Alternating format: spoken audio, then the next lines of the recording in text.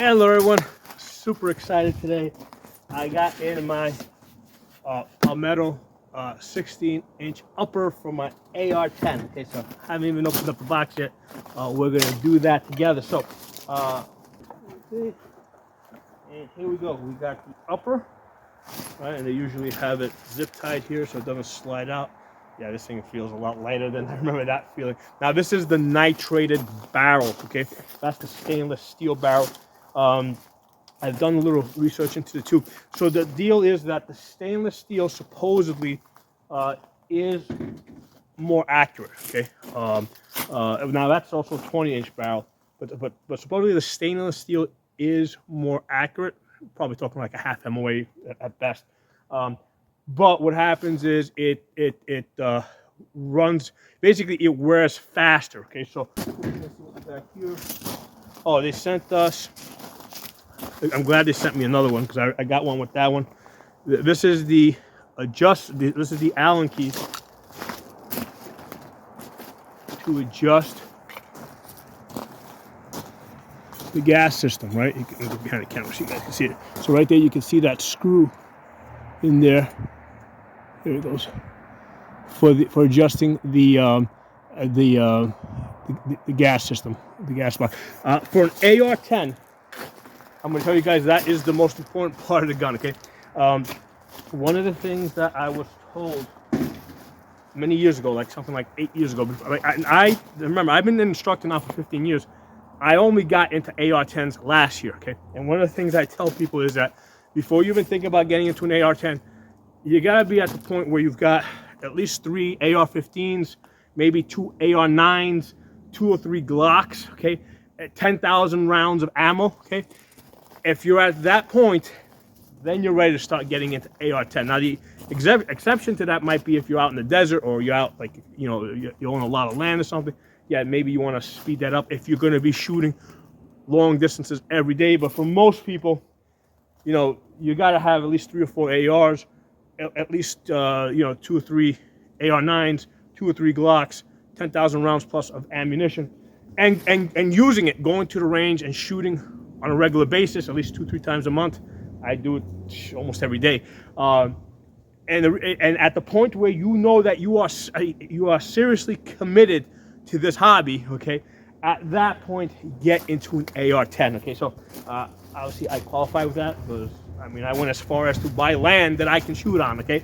What I was telling you guys is this going back 10 years, a friend of mine who was into guns way before I was. And I think this is actually around the time that the SCAR was being developed. And my thing is, why are they bothering developing a SCAR, right? SCAR 17. Why not just use an AR-10? And his response to me is because AR-10s suck, okay? And I never really understood why. And it wasn't until like the last year when I've actually been doing this. And you know, once you do it, you start doing it, you have a lot more of an incentive to like really start researching it and getting into it. Lots of people have problems with AR-10s, and it's not a rifle problem, it's an ammunition problem, okay? 308 ammunition comes in very wide variances, okay? On that 20-inch AR-10 that you see right there, if I shoot Tula through it, I'm getting below 2,000 foot-pounds of energy. If I shoot the 150 grain Freedom munitions, I'm getting above 2,600 foot-pounds of energy, like almost 2,700 foot-pounds of energy. So on the same barrel, right, I have a difference between two ammunitions. We're talking about energy here. We're not talking about velocity, so it takes into account the bullet weights. In that case, they were both 150 grains anyway. But I have a variance of more than 700 foot-pounds. Okay, 700 foot-pounds, like the power of a 44 Magnum. Okay, so those are the type of variations that you can get with 308 ammunition. So I don't care if you got a $30,000 Knight's armament, okay? It's not going to work with everything unless it has an adjustable gas system, or a highly adjustable gas system. So for the military, you know, they only shoot one specific type of ammunition that is tested specific for that gun. Okay, we buy whatever shit we get on sale. So that's why for us, the AR is not going to be very useful to us if it doesn't have a highly adjustable gas system. And we're not talking about 4 or 5 settings. We're talking 10 plus settings. Okay, so this one has 17 settings. Okay, so one off the table. I want to weigh it. I want to see how heavy it is.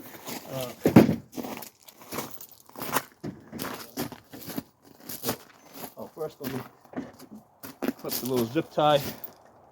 Not that I think that adds much weight. Let's get the little zip tie out of there. Oh, let's check this for any scratches. One time I did get one that had some scratches on it, and I just sent it right back. It was a 223 Wild upper. So yeah, I don't see any dings or anything on this other than dust. Let's take the bolt out.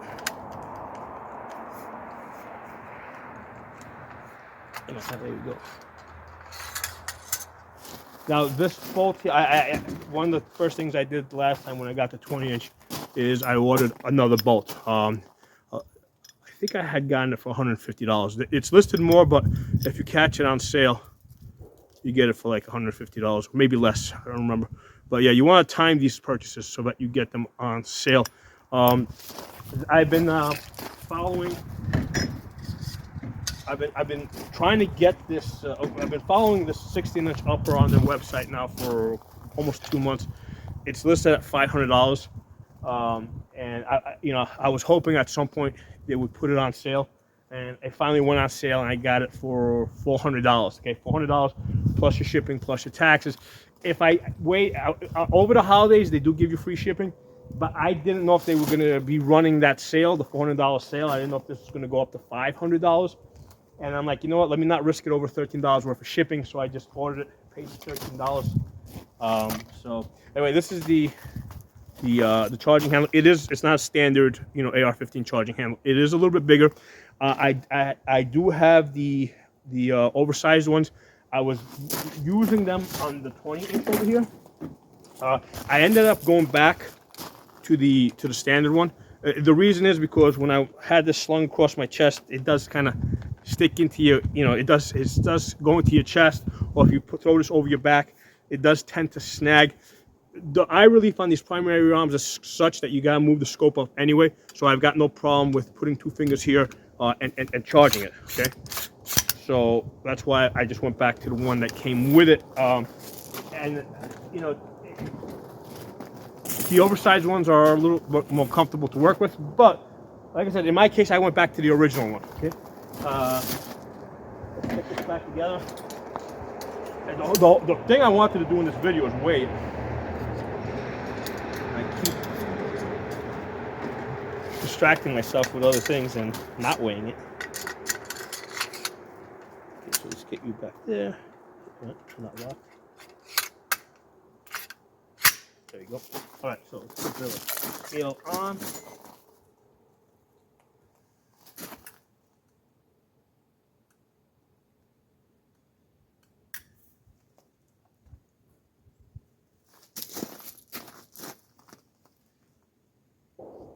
£5, 12.4 ounces. Okay, so let's just call it 5 pounds, 4 ounces.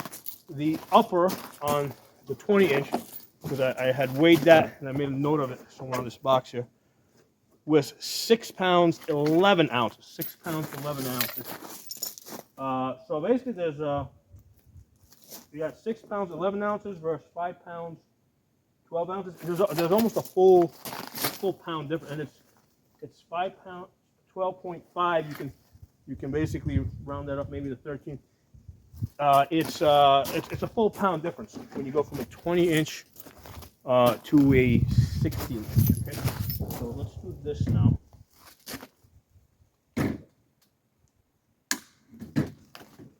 Take this sucker off.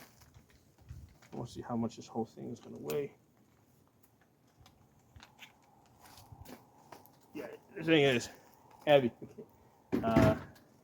So this is the upper. Let's move quickly on the upper. On the lower.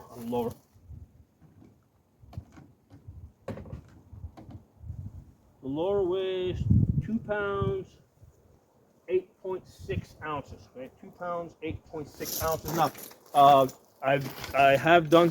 do have a upgraded the buffer weight in here.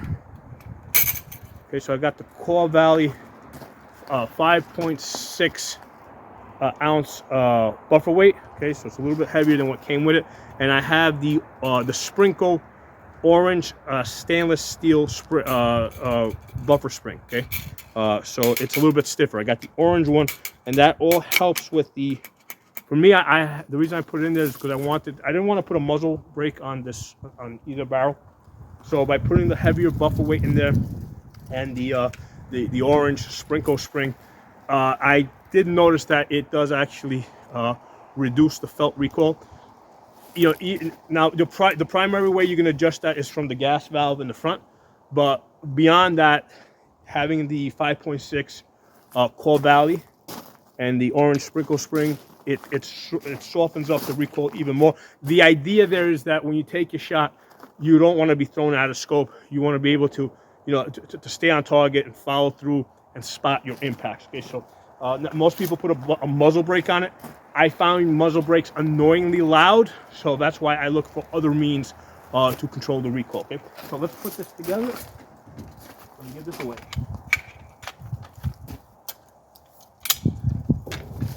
So this is not bad. If I put a red dot on this, I mean, this would feel like my 18-inch AR-15. Okay, so if you got an 18-inch AR-15. That's what this is gonna feel like, you know, with the 16-inch AR-10. The one thing I would have done with this is, if you notice, this has the 15-inch rail. Basically, they use the same rail, right? These two rails are both 15 inches. If I had a choice, instead of putting a 15-inch rail on this, which comes all the way to the end, I would have went with, let's say, with a 12-inch or 13. You know, I would have went with a 12-inch. Yeah, slightly shorter. Same thing, hybrid. So because this is hybrid over here. First of all, it's really nice for gripping, right? Right, it's really nice for gripping. But secondly, it takes weight off the gun versus having Picatinny going over the, you know, all the way across the top. I've got ARs that have Picatinny going all the way across the top, and when I compare it side by side with one that's hybrid like this, believe me, the hybrid is much lighter. And the thing is, you've got M-lock here. So if you, for some reason, you need to attach, you know, mount something here, you can put like a 3-slot rail or whatever over here. I usually put a 3-slot on the bottom here, so I have an anchoring point for my hand. So let's weigh this whole thing.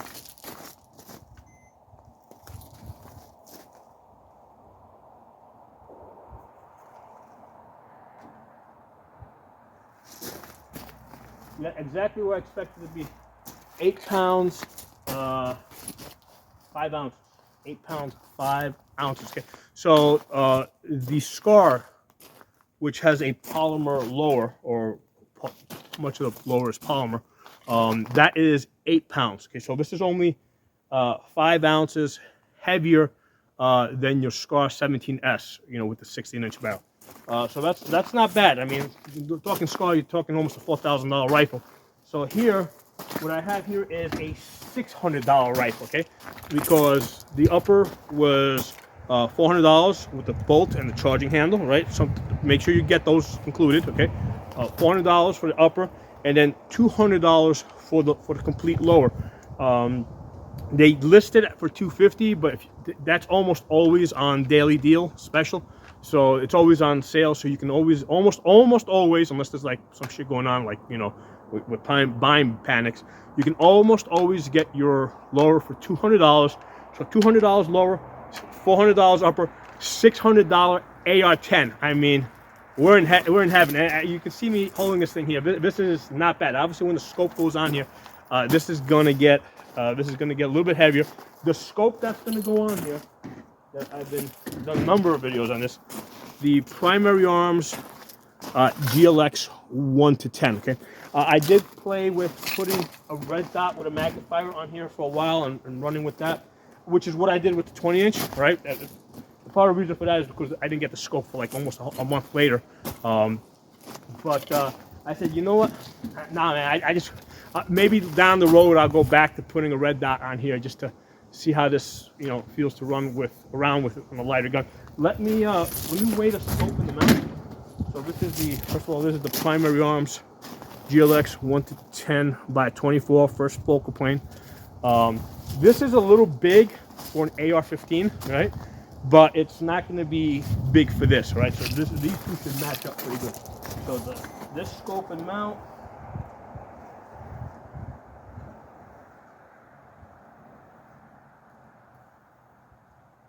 Okay, 1 pound, 11 ounces. 1 pound, 11 ounces. That's the Area Precision mount, a lightweight mount. Let me weigh the two together.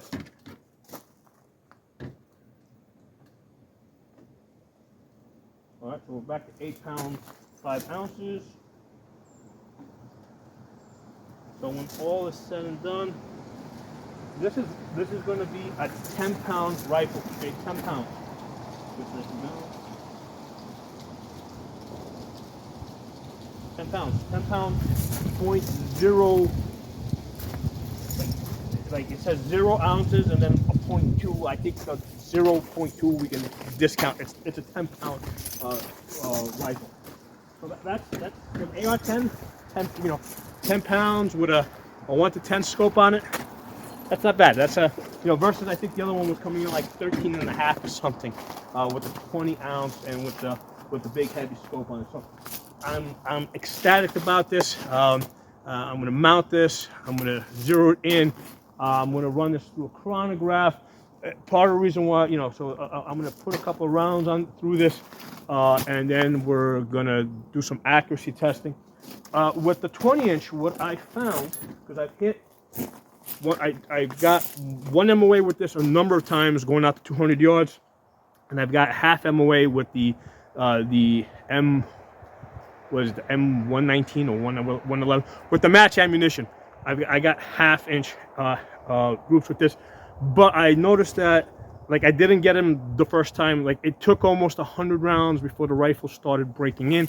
Or maybe by the time I started getting comfortable with it, I don't know, because that was my first AR-10.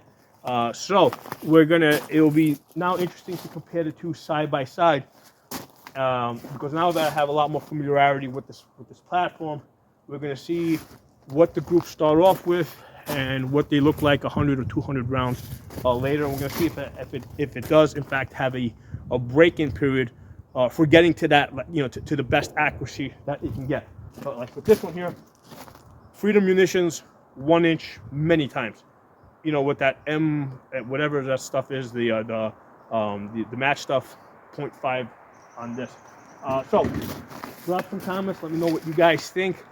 For the next month or two, we're gonna be talking a lot about AR-10s. Okay, so I'm gonna include a playlist below in the comments, which will include all the other videos I've done on the on this first upper, and then you'll have that as a point of reference.